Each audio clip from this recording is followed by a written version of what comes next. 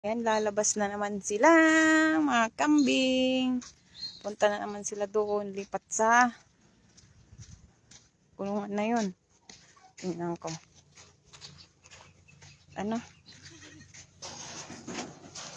Doon, kakain sila, yun o. Ayan.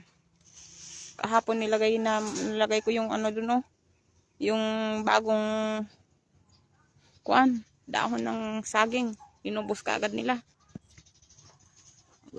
Para silang gutom na gutom ka agad ah. Huh?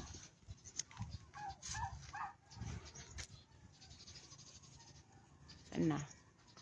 Yung mga maliliit.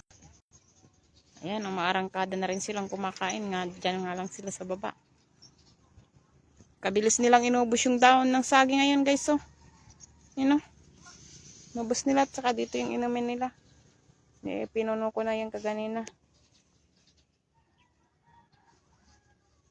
Pinuno ko na kanina. Hindi kasi sila pwedeng ipastol ng ipalabasin ng maaga. Maaga masyado kasi mahamog.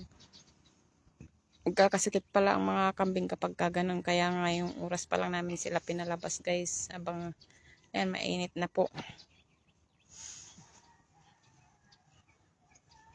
Ayan, sarap kain nila. Mga ano po yan guys, mga dahon po ng kamuti.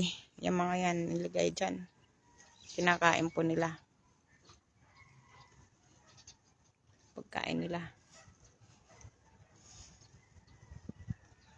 At pagka nabusog na yung mga yan, punti po sila doon. Doon sa may papag na yun, sisilong sila doon. Doon naman sila magre-rest, magpapahinga. Na sila pupunta sila sa tambayan nila. Pagkatapos nilang kumain dyan, nauhaw sila. Dito naman po sila iinom sa tubig. Yan.